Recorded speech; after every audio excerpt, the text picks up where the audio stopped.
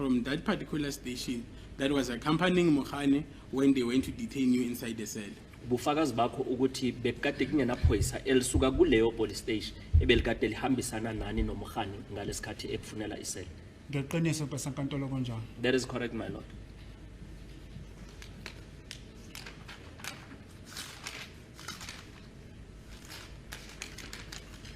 And can you tell the court in which vehicle were they traveling in? Ake utshele inkantolo ukuthi bekade kuhanjwa ngayiphi imoto. Nonke senkantolo endaweni engihambe ngefortuna lemhlophe. A lot of places, my lord, I traveled with a white Toyota Fortuner. And it was evidence before this court that that particular vehicle is also fitted with an AVL tracking system. Leo moto kuye kwaziwa nobufakazi bokuthi yayikade ifakwe i-AVL le ebizwa ukuthi i-track. Angiyazi leyo nto leyo ngizwa ngani senkantolo. I do not know about that. I'm only hearing it from you, my lord. It was evidence said before this court. Uthi ubufakazi obulethiwe la enkantolo. Yebo. Yes. And as the vehicle travels, it produces a report as to the locations that it went past. Leo moto njengoba ukuthi iyahamba kunala ukuthi ine report ukuthi imephi noma idlulaphi. Yebo ngiyezwa. Yes, I can hear you. That even on the date that you were arrested, the vehicle is located near your address. Futhi nokuthi ngalelanga uzebe uboshwa ngalo imoto leyo yona ibonakala ingase addressini lakho labo kade uhlala khona. Yebo. Yes, I can hear that. And then furthermore, it also shows when they arrive at Pretoria North.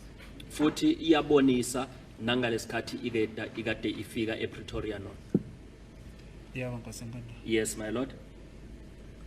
So can you agree with me that this system can be reliable? Manje ungavumelana naye umshushisi ukuthi leyo system le. The witness is not an expert on AVL, so that's an unfair question to him. Yes, sir. No, I will leave that question.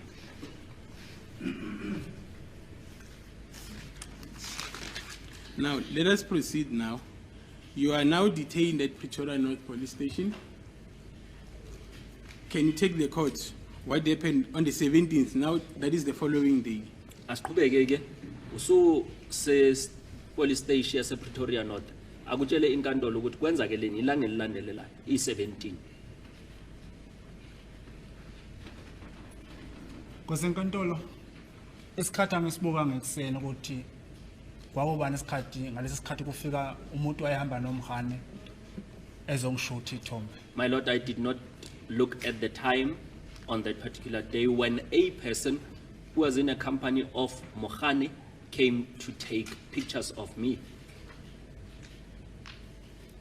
Wathathile ithombe wathi ngigumule nasenyaweni waqeda ngabuyela eseleni phakathi. They took pictures of me and he also instructed me to take off my shoes, and then after that I was instructed to go back into the cell. Okay, before that time when Mokhane arrived with that particular person, did you receive any food from the police? Ngaphambi kokuthi bafike uMokhane naye lo omunye lo bekade ehamba naye uye wathola ukudla kusuka emaphoyiseni. Ngangakakutholi nkosenkantolo mina ukudla. I had not yet received food. And then after Mokhane came with that particular person, did you receive any food? Ngemva kokuthi uMokhane afike nalowo muntu uye wathola ukudla. Cha nkosenkantolo. No, my lord. Did you receive food on that particular day at all? Wathola ukudla na kulelo langa lonke. Mhlawumbe ukudla nkosenkantolo ngize ngakuthole emini. Perhaps I got food later during the day. Was it before Mokhane booked you out now to the boardroom, or it was after? Ingaphambi kokuthi uMokhane ekhiphe ekwise eboardroom noma ngemva kwalokho. Ngemuva kwalokho. It was after. Ngiqale eboardroom ngabuya ngahlala ngase usisi la ngekudla. I started first at the boardroom, then I came back and sat for some time, then a lady gave me food. And then you said it was in the afternoon. Uthe kusemini. Yebo mangithi kusemini Nkosi enkantolo. Yes, my lord, when I am saying in the afternoon, I am referring to the afternoon.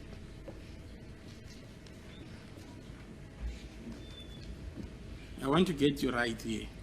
And let's move very slowly. Uthi ufuna ukubuzwa kahle umshushisi. Le ndaba asihambe ngonyawo lonwabu. Yeah. You receive food after the questioning happened inside the boardroom. Uthi udle ngemva kokuthi sohlonywe imibuzo boardroom. Yebo Nkosi enkantolo. That is correct. What type of food did you receive? Ukudla okunjani lokho okutholile? Angisakhumbuli Nkosi enkantolo kokudla njani. I cannot recall, my lord, what type of food did I receive.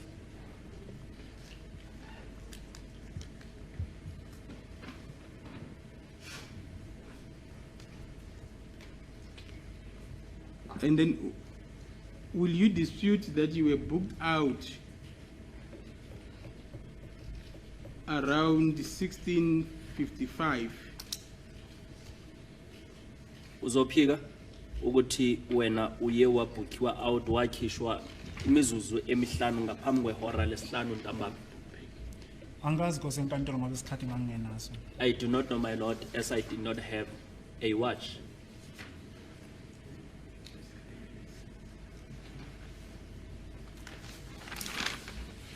And then, according to the entry made, you were booked back to the cells at 19:55. As the court pleases, Lord, I'm sorry to keep on interjecting. We don't know the date that is referred to. It's only you were booked out and back on which day, as the court pleases, Lord. My lord, if my colleague was following my evidence, I said I'm now moving to the events of the 17th of June 2020.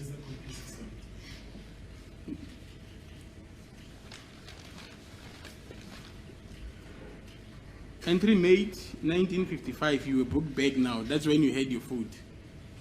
Manje umshushisi uthi ngalo lelo langa lange 17 June 2020 ubuyiswe imizuzu emihlanu ngaphambi kwehora lesishagalombili kula uye wadla khona.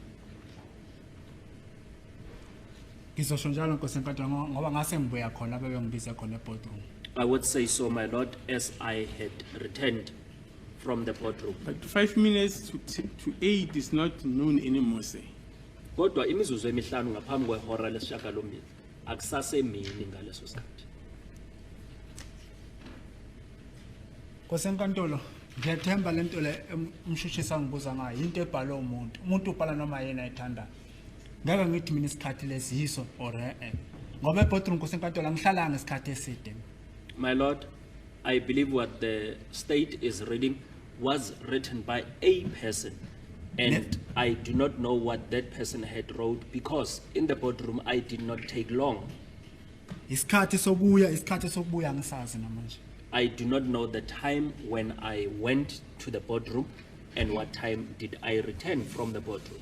How long were you inside that particular bedroom? I-boardroom leyana uthathe isikhathi esingakanani kuyo? Eboardroom Nkosi enkantolo engaphakathi emaseleni. How boardroom. long were you inside that boardroom? Uthathe isikhathi esingakanani laphayana e-boardroom? Angeke ngikwazi Nkosi enkantolo ukusimeshela ngoba ngangingenale wash. Ube mhlawumbe washake khona ngizosho khumbe Nkosi enkantolo isikhathi esingaka. I would not be able to estimate how long did I take as I did not have a watch. You see, that is the problem, Mr. uNtanzi. You gave a detailed version of what happened, but when it comes to these specific questions that I'm asking, all of a sudden you do not know, and because you do not have a watch. Why is it like that? Uthi ke inkinga yiyona leyo mnumzane uNtanzi ukuthi wena uphane ngobufakazi yonke into ukuthi kwenzakele kodwa uma kufika kule ndawo yesikhathi wena awusazi ukuthi isikhathi uthatha isikhathi esingakanani. Ngiyathemba Nkosi enkantolo lokho ngiqalile ukumala akaze ngikhulume ngesikhathi mina. I believe, my lord, since I started testifying, I've never mentioned any time.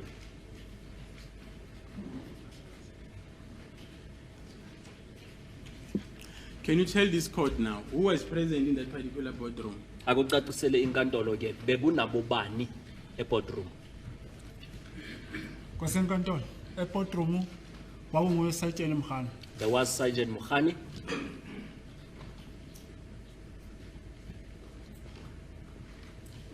Mabena, Babu Kininda, Brigadier Gininda, Sergeant Mkhola, Sergeant Mukhola, abanye ngangabazi amagama kodwa ngingabakhumbula bese bangomunye futhi lo wama-class band engalazi igama lakhe. and others I do not recall their names.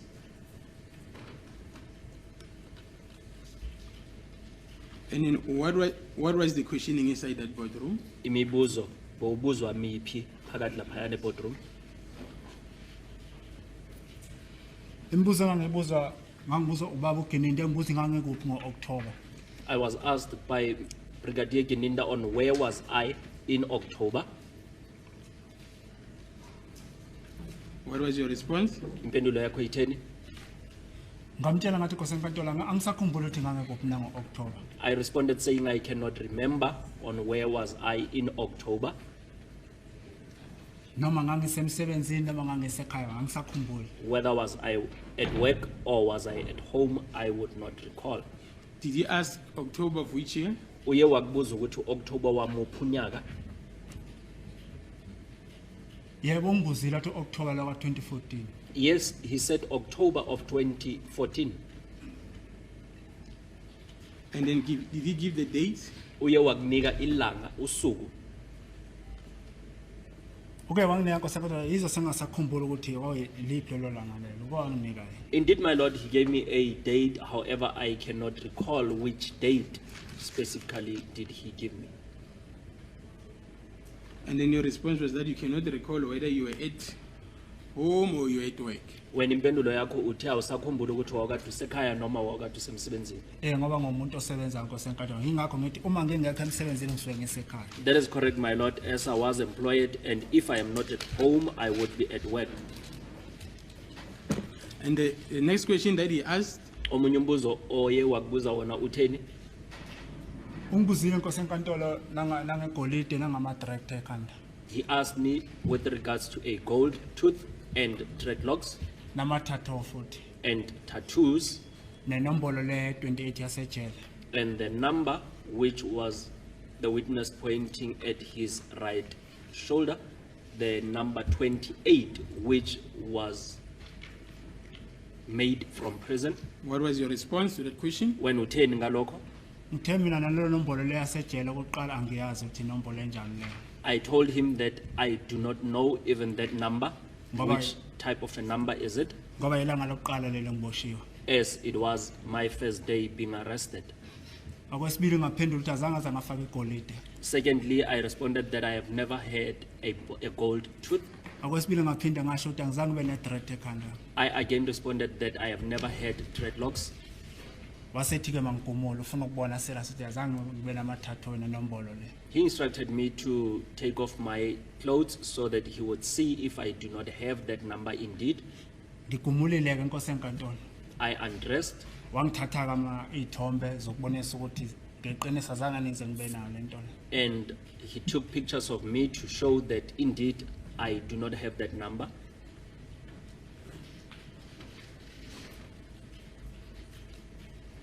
Is that all? Yiko kodwa akubuzile? Yebo mangikhumbula-ke Nkosenkantolo. Yes, my lord, if my memory serves me well.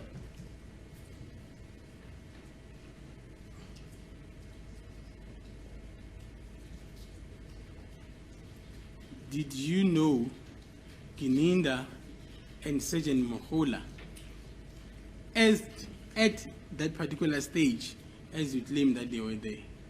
Wawukade ubazi uGininda no Sergeant Mukhola ngaleso sikhathi njengoba uthi bebakade bekhona. Cha ngangikade ngingabazi Nkosenkantolo angithi ubaba uGininda wangitshela ukuthi yena uBrigadier Gininda. Angisani wathi uBrigadier Gininda kodwa ngaleso ngizwa manje uBrigadier Gininda khona igama libiza uqaleni yena kimi. I did not know them at that time, and Mr. Gininda had introduced himself. I am not sure which title did he give me. However, I just heard here in court that he is now a brigadier, but there is a specific title that he gave at that time. And then Brigadier Gininda was before this court, he denied ever being in Pretoria North on the 17th of June 2020. What is your comment? Ubrigadier Gininda yena uye waphika ukuthi nge-17 zika June 2020 azange yena abe khona ePretoria North epolice station. Wena uthini ngalokho? Nkosi enkantolo manje ngiyaphinda mina. Yena umuntu engangikhuluma naye Nkosi enkantolo ugenile. My Lord, I am still maintaining that he is a person that I was speaking to. Ngoba bonke laba bekhona babethule. Ngaphandle kwamabhene umuntu wasukuma kuthiwa akangicheck akangibuke la straight eduze naye ukuthi ayikho lento lela. Except for Mabena, who stood up as he was instructed that he should closely look at me, whether didn't I have that particular number on my shoulder. Do you recall being questioned regarding the Nongoma case? Usakhumbula uhlonywa imibuzo ngaleli cala laseNongoma? Azange Nkosi enkantolo ngabuza ngecala kwaNongoma mina. Ngiqala ukuzwa manje ngakhunywa ngomkhane la phambi kweNkosi enkantolo. I was never questioned about the Nongoma case. I only started hearing it when Sergeant Mukhani was testifying. And then you were in court when questions were put to Sergeant Mohane when they first approached you on the 16th of June 2020 that they were arresting you for the Nongoma case. You recall that part of evidence? Wawukade ula enkantolo ngalesikhathi uSergeant Mukhani ezebe ehlonywa imibuzo ukuthi yena uthe ukubophela icala la kwaNongoma. Sakhumbula lokho? Yebo Nkosi enkantolo. Yes, my Lord. And he even placed the case number on record. Yena ke uphinde washo ne case number ukuthi yayikade ithi yaleli yacala la kwaNongoma. Yebo Nkosi enkantolo. Yes, my Lord. And then through your counsel, you even said that, did you have a J50 when you went to arrest the accused person at Freedom Park Phase 2? Ummeli wakho waphinda wabuza ukuthi wayekade enayo na iJ50 incwadi egunyaza ukuboshwa ngalesikhathi uyoboshwa eThembisa. Thembisa. Did you say Thembisa? Freedom Park Phase Freedom 2. Park. Angeke ngiphendule ummeli baba Nkosi enkantolo. I would not respond on behalf of what the defense had said. But those were your instructions, say. Those were your Kodwa instructions. uthi kodwa kwakade kuyinto ewena utshele ummeli lokho.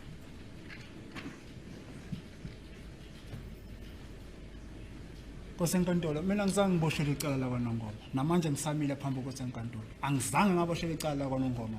Ngiqala ukuzwa ngomkhane manje ngoba ngisho Rustenburg ilawyer le yami estate amayembuza se testify ukuthi nginamacala amangaki. Wathi nginecala lasephosphorus lona lele ngiphambi kweNkosi enkantolo njengamanje. Kube icala lani, kube icala lenhlamvu lase Rustenburg. Into ayikhuluma le la kwaNongoma ngiqala ukuzwa la phambi kweNkosi enkantolo. My Lord, I have never been arrested for the Nongoma case. As the first time when I heard about the Nongoma case, it was when Sergeant Mukhani was testifying here in court. Because even in Rustenburg, when my defense attorney from Legal Aid had asked him, how many cases do I have? He said, I have the Nongoma case, the phosphorus case, and the case for possession of ammunition. I have never been charged for the Nongoma case. See, I understand you're a lay person, Mr. Ntanzi, Uthi uyazwisisa umshushisi ukuthi awufundanga. and I don't want you to get into the merits of what happened at that cocaine case Futhi where Mohane gave evidence. akafuna ukuthi ungene kudaba ukuthi kwayenzakalani lapha kuleli yacala lasephukeni la uMukhani bekade ephana ngobufakazi. Yebo Nkosi enkantolo. Yes, my So Lord. let's leave those issues. Uthi lezo indaba asiziyeke lezo zikhuluma. Yebo Nkosi enkantolo. Yes, my Lord. When you were booked in at 2242 on the 16th of June 2020, you were detained under a Nongoma case 163 of 10, 2019 or 2018. Uthi ke umshushisi ngalesikhathi wawukade ufakwa ngo-2242 ngeyi-16 owakade ufakelwa icala likaNongoma ucase number 163 10 of 22 which year? 2018. uthi icala laka 2018. Nkosi enkantolo namanje ngisaphinda lapha nkosi enkantolo ngiqala la ukuthi nangiboshele icala la kwaNongoma My Lord, futhi azange ngibe necala kwaNongoma. I am repeating that it was my first time here in court hearing of the Nongoma case. I have never had any case in kwaNongoma. Now let us move to that document in front of you. Uthi asiqhubeke ke size kuleli phepha. Notice of rights. Incwadi enika umuntu amalungelo wakhe. Ngiyalibona nkosi enkantolo. Yes, I can see Whose it. signature appears on that document? Angithi bocele original. Yeah. Ubani osayinela? I-signature ngayami nkosi enkantolo ngiyayibona. This is my signature. I can see it. What were you signing for? Wawukade usayinela. Nkosi enkantolo mina mangingena e-police station ngatshela ukuthi ngiboshelwa icala laseFosolasa. Azange ngitshela ngecala kwaNongoma. My Lord, when I went into the police station, I was informed that I am being arrested for the first glorious matter. I have never been told of the Nongoma case. Uma ukuthi nkosi enkantolo wayengibophe icala ngo wayenganginikanga elami iphepha lelo ngoba mina iphepha namanje ngiliphethe. Iphepha laseRustenburg li1. Anginalo iphepha lelo. My Lord, Liphi elami ke? if I was arrested for the Nongoma case, then why was I not given a copy? Because I do not have a copy of that Nongoma case. But that is the document that it is issued. That is a controlled document that goes to the docket. You were given your own copy, say. I'm putting it to you. Uthi le ncwadi le iyathathwa ifake kwidokodo.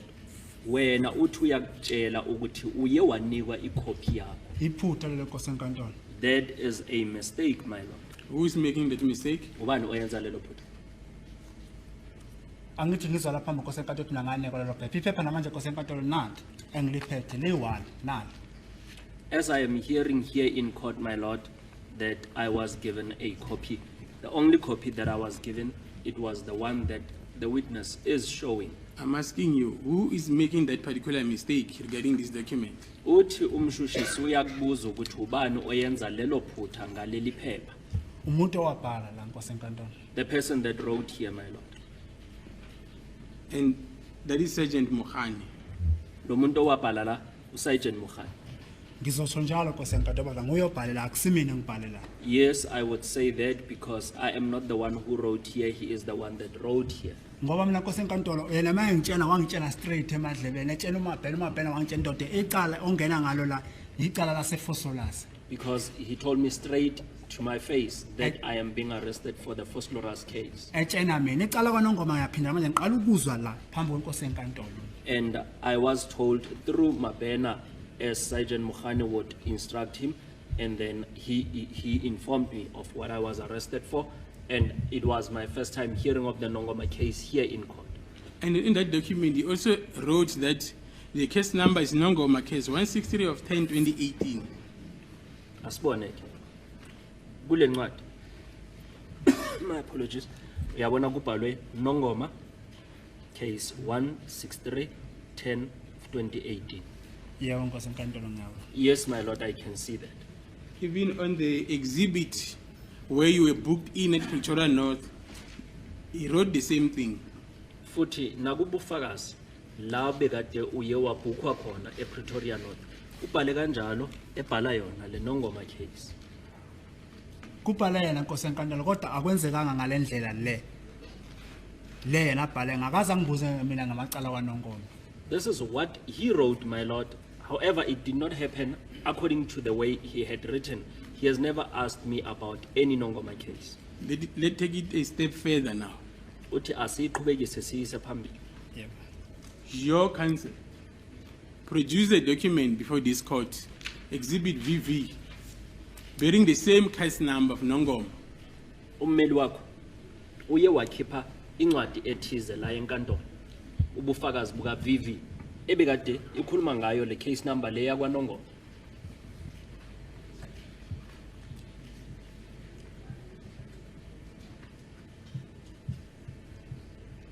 Yebo nkosi enkantolo ngimamela. Yes, my Lord, I am listening.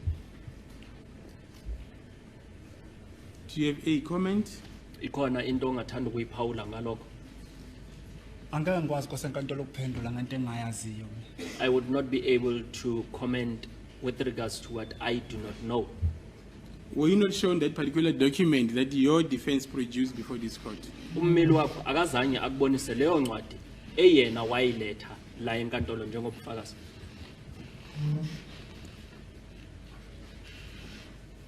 Ngisacela ke bengikhombise mhlawumbe ngingayikhumbula.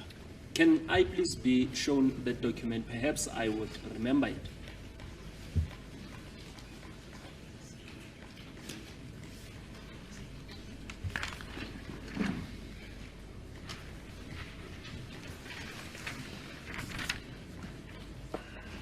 Iyona le ncwadi.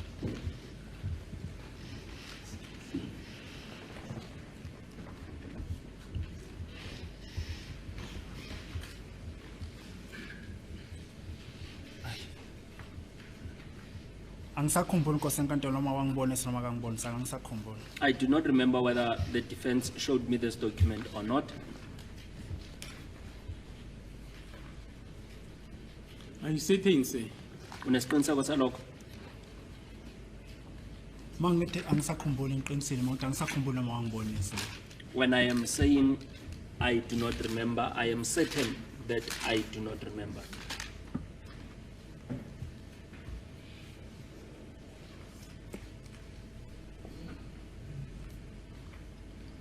Now, I am putting it to you that that answer you just gave to me now, it can be argued at a later stage that it indicates the improbability of your version. Uthi lempendulo le omnika yona manje bangahle bona bayidingide noma bayixoxe isikhathi uma sesiqhubeka ukuthi iyabonisa ukuthi wena ubufakazi bakho akusibona ubufakazi beqiniso. Kosenkantolo ziningi izinto engisikhonjiswa ubaba uMngomezulu. Man. My Lord, there are a lot of documents that I was shown by Mr. Mngomezulu. So angikhombise khona angikhombisanga ngoba ngithi inkosenkantolo angisakhumbuli. And my Lord, as I am saying that some of the documents that he had shown me, I cannot remember. So why did you invite me to give you a copy of that particular document? Manje kungani wawukade uthi umshushisi akubonise le ncwadi? Bengifuna ukubona le nto akhuluma ngayo ngoba angiyazi. I wanted to see what the state is referring to, my Lord. Do you know anyone by the name of Qiniselani Buthelezi? Kodwa umuntu omaziyo ngegama likaQiniselani Buthelezi? Cha nkosenkantolo. No, my Lord. Who was charged in that particular case? Owathweswa icala kuleli cala? Angimazi nkosenkantolo. No, I do not know him.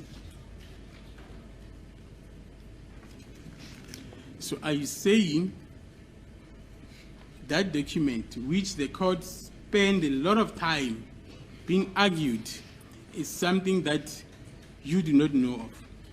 Manje ufuna ukuthi wena le ncwadi le ekuthi inkantolo iye yathatha isikhathi ilibele kudingidwa loludaba la le ncwadi wena yindaba into ongayazi?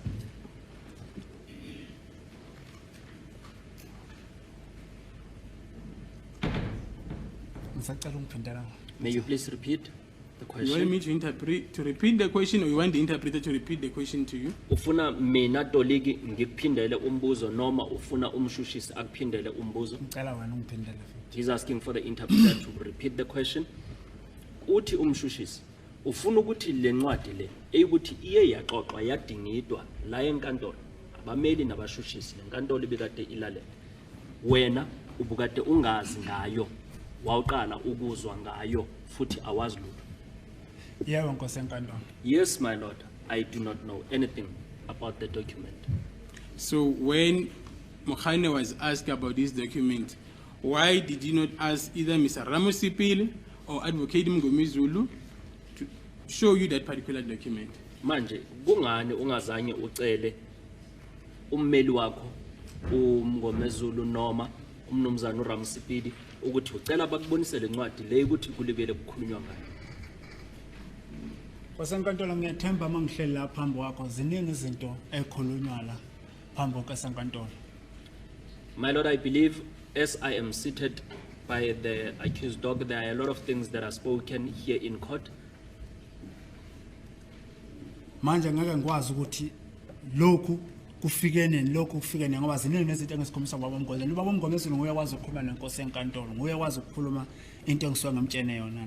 Now, my lord, I would not know when was this exhibit produced or when is a certain document produced. As Mr. Mgomezulu is the one that is able to address the court, I would not be able to address the court. Ngoba nje ngithi angisakhumbuli noma wangikhombisa noma kangikhombisanga. As I am saying, I do not remember if I was shown or I was not shown. So you disagree with that particular document by saying I did not recall Shukuthi wena being shown that document. uphikisana nale ncwadi uma uthi awusakhumbuli ukuthi uye waboniswa le ncwadi. Which object to this line of questioning? That answer has been asked and answered. And he says, I do not recall because a lot of things were shown to me. I'm not sure whether this was shown to me or not. That's being argumentative and asked and answered. Yes, Mrs. Lane. But I'm testing his version, my lord. And it's during cross-examination, I can ask him questions. And now my question is is he disagreeing seeing this document by saying I do not recall? You can just say yes or no and then we move on. Yes, sir. Uthi umshushisi ufuna ukubona ukuthi wena uthembeke kangakanani. Uthini? Uthi awusakhumbuli ukuboniswa le ncwadi noma awukaze wabona le ncwadi. Ngoba ngisho nenkosi enkantolo ziningi izinto ezikhonjiswa ubaba uMgomezulu. As I am saying, my lord, that there are a lot of documents that I was shown by Mr. Mgomezulu. Kungenzeka mhlambe ngiyibonele waphinde wangibonisa ezinye. It is possible. Ngeke It is possible that I might have seen it, and then he showed me other documents. Therefore, I would not dispute it. Thank you. Now let us proceed now. From the time where you had your meal, Utasiqhubeke ke kusukela ngalesa sikhathi uzebe udla. Yebo. Yes. on the 17th of June, now we're back on the 17th of June. Siyabuyela futhi kwi-17 zika June 2020. Yebo nkosi enkantolo. Were you Yes, my assaulted? lord. Uye washawa The 17. on the 17th. Yes. Uthi yebo. Cha nkosi enkantolo. No, my lord. Were you questioned? Wabuzwa kodwa imibuzo. Wangibuza imibuzo nkosi enkantolo uGeninda. Yes, Brigadier Geninda asked me questions. Were you tortured? Uye watorchariwa wahlukunyezwa. Cha nkosi enkantolo. No, my lord. Were you chubed? Uye wafakwa utube. Akazange angifake nkosi enkantolo. He did not place a tube on me. Were you threatened? Uye wathuselwa.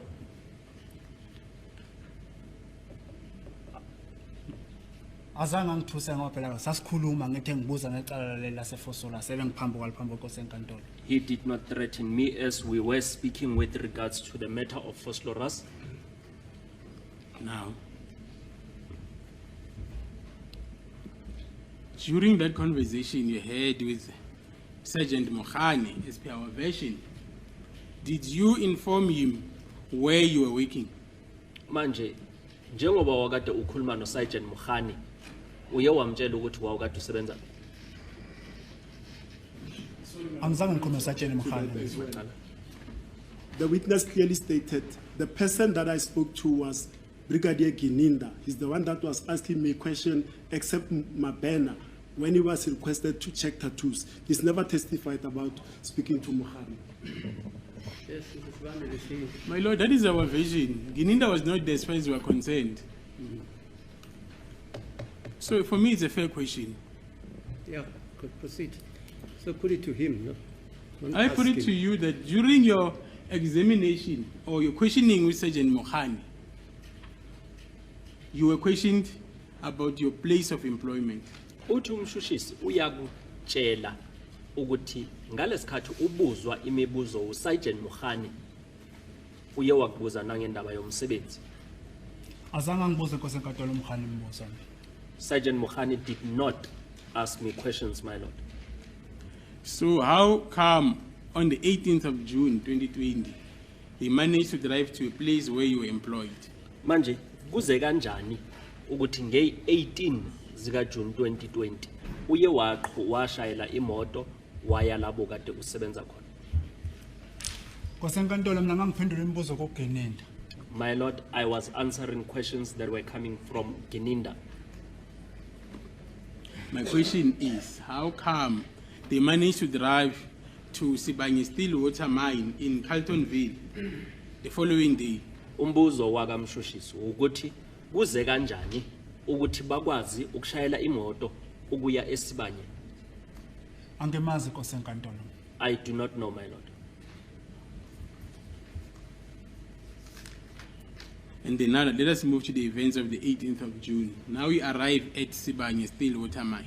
Asiyeke nge-18 zika June 2020 siyafika manje eSibanye Stillwater mine. Yebo Nkosi enkantolo. Yes, my lord. Take us through what happened there. Akusitshele ke ukuthi kwenzakeleni khona la. Nkosi enkantolo masifika la engangisebenza khona. My lord, when we arrived where I used to work, Ngoba singenile ngomgwaqo lo ohluka ama edrobheni sangela ngomgwaqo lo wangibuza yena ukuthi ngisebenza kuyiphi shaft ngoba ama shaft emaningi. we took an off ramp from the road that leads to town. Then he asked me, which shaft am I working at, as there are a lot of shafts, Ngayikhomba ke number 8. and I pointed number 8. Masifika khona Nkosi enkantolo sama kuma parking yena wehla wangela ngaphakathi ngashiyeka nomabhena. Upon our arrival, we parked at the parkings, and I was left behind with my banner, and he went inside.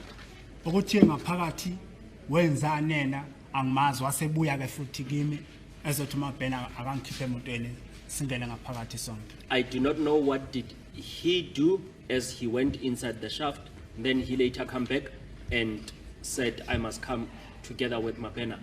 Umabhena ke ngoba izandla ngangifase ngemuva so ngangengikwazi ungena egateini lena ngoba amagate akhona la ajikelezayo. As my hands were cuffed from the back, I would not be able to go into the gate, as those gates are the ones that are moving around. Wangikhipha wayifasa ngaphambili. And he cuffed me from the front. Sasesamba siba ngasekukhona nomunye umlungu angamazi ukuthi umlungu lo yena wesimanyana eyokhomba lona eoffice ngavela nami office ngangilazi kodwa umuntu wayephakathi kwasengasiyena lo ngangimazi. And then we left with a certain white person whom I did not know, as we were now going into the office. Befike ke bekhulumeke lapha ngingazi ukuthi ukukhulunywa ngona into engangiyazi ngangazifana ngalo. And Ekhulunywayo. they spoke, and I do not know what is it that they were talking about, as I only knew and understood fana kalo. Ngoba ngamuzwa umlungu lesentshela ngafana ngalo ukuthi angibiza inombolo le ye-clogging card leqala ngo-Z le number yami yasemsebenzini. And I heard the white person asking me in Fanagalo to give them my Z number. My lord, can we adjourn for 15 minutes for tea?